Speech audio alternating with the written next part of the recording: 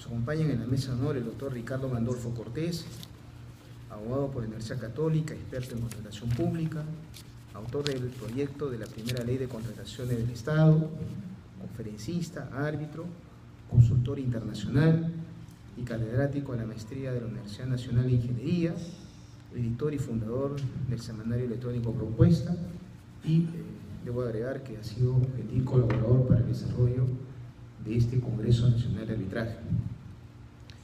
Lo recibimos con un fuerte aplauso, por favor.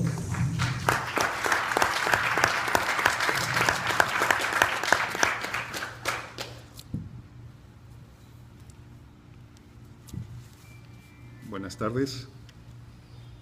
El tema propuesto que tratemos el día de hoy es modificaciones en materia arbitral en la Ley de Contratación del Estado y en la Ley de Arbitraje.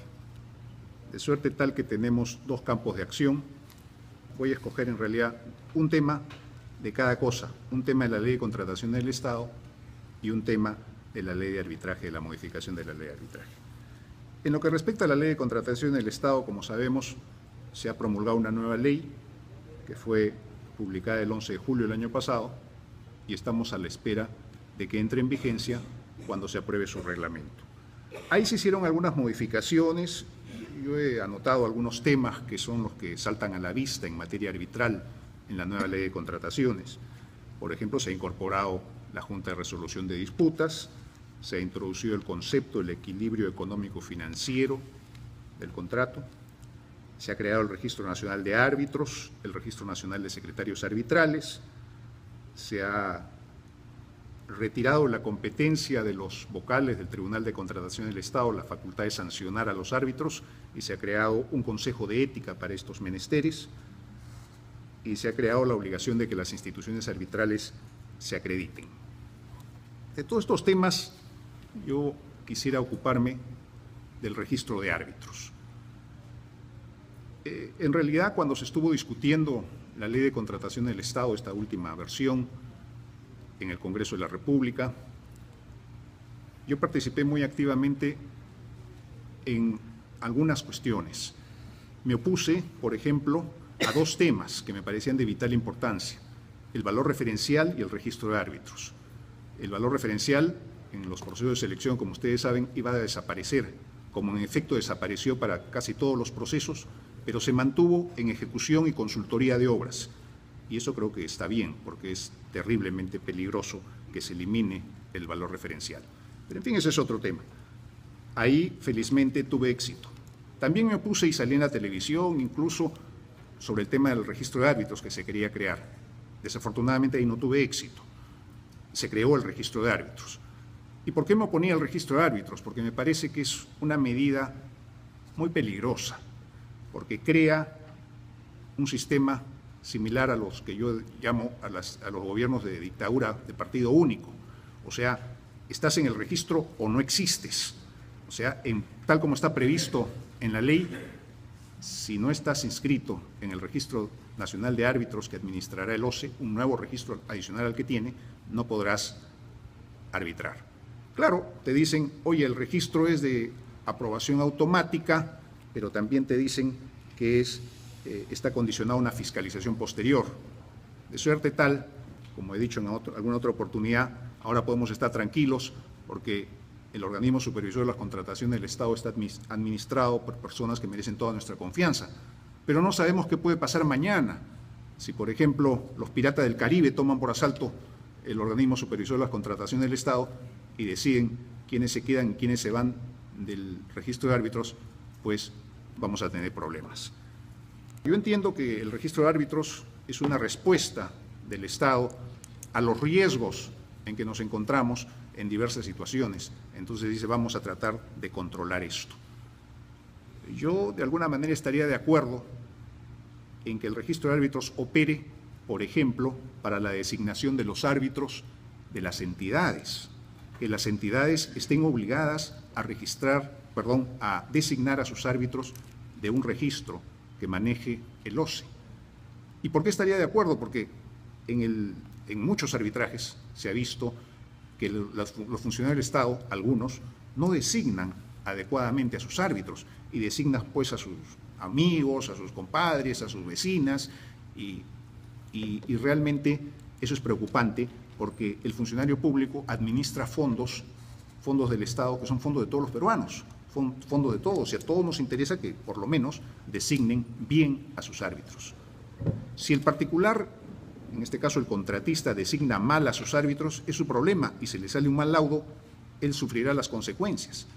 Pero si el funcionario público designa equivocadamente a su árbitro, vamos a pagar todos la consecuencia.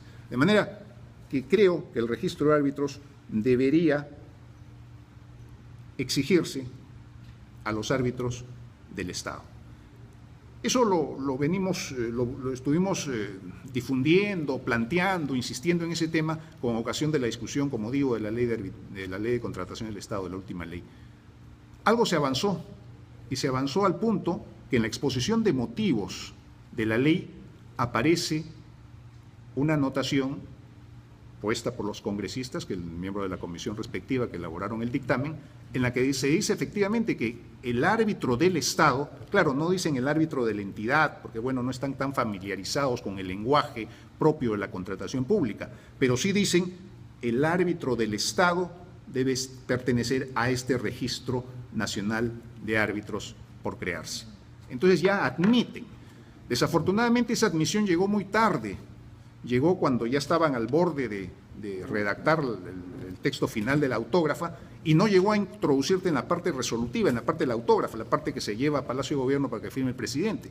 Entonces se aprobó el texto finalmente tal como estaba, exigiendo que todos los árbitros deban estar inscritos en el Registro Nacional de Árbitros, tanto el árbitro de las entidades del Estado como el árbitro que designan los particulares, o sea, los contratistas o proveedores. Muy bien, entonces yo creo que ahí hay un problema central en el Registro Nacional de Árbitros. Pienso que debe modificarse, ojalá se pueda modificar, y entre tanto roguemos que las autoridades del OCE, las actuales y las que vengan, sean lo suficientemente permeables para no introducir ningún criterio discriminatorio en la organización de este registro. En lo que se refiere a la ley de arbitraje, que es el otro tema que nos convoca, yo quisiera también, bueno, sabemos que hay una modificación, el decreto legislativo 1231, que fue promulgado, publicado el 26 de septiembre, y bueno, que introduce algunas modificaciones. Ahí lo que salta a la vista es que hay una diferencia notoria entre el proyecto original de ese decreto legislativo y el decreto legislativo finalmente aprobado. El proyecto original creaba un nuevo registro de instituciones arbitrales, creaba un nuevo registro de árbitros, creaba una serie de instituciones y establecía una reserva para los actos inscribibles a efectos que solo se puedan inscribir los laudos emitidos en arbitrajes institucionales de instituciones inscritas en ese registro que iba a administrar el Ministerio de Justicia en el registro público. Solo podían inscribirse los arbitrajes que venían de esos institutos. Pero lo que yo quisiera destacar en este aspecto del decreto legislativo 1231 es la exigencia de que toda decisión sea motivada, todo laudo sea debidamente motivado para que sea inscrito en los registros públicos. Es una exigencia que invita a preguntarse quién va a revisar esa motivación de los laudos. Y la única respuesta posible es que el registrador va a tener que revisar y determinar de alguna manera si es que está motivado o debidamente motivado o no el laudo. Con lo cual incurrimos en el mismo error que desde mi modesto punto de vista incurre la propia ley de arbitraje, que es abrir las puertas para que los jueces, en el caso de la modificación los registradores, entren al fondo del asunto. Me explico. La Constitución del Estado exige que las resoluciones judiciales sean debidamente motivadas, las resoluciones judiciales.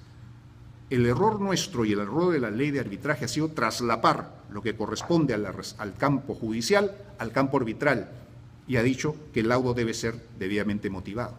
Es verdad que no aparecen las causales para ir en recurso a anulación la debida motivación del laudo, pero lo cierto es que la jurisprudencia de la Corte Superior del Poder Judicial ha terminado determinando que la falta de motivación, la motivación insuficiente, inadecuada o lo que fuese, también sea una causal para presentar un recurso de anulación. La semana pasada estuvimos en un desayuno en la Cámara de Comercio de Lima y ahí se confirmó que el 90 y tantos %, si no el 100% de los recursos de anulación que se presentan son por causales de falta de motivación o indebida motivación del laudo. ¿Y eso a qué conduce? Conduce simple y llanamente a la judicialización del arbitraje. Eso conduce y abre las puertas para que los jueces entren al fondo del asunto, entren a revisar el fondo del asunto del arbitraje, que es lo que precisamente la propia ley de arbitraje impide, que es lo que la propia ley de arbitraje no quiere. Entonces, ¿qué está sucediendo?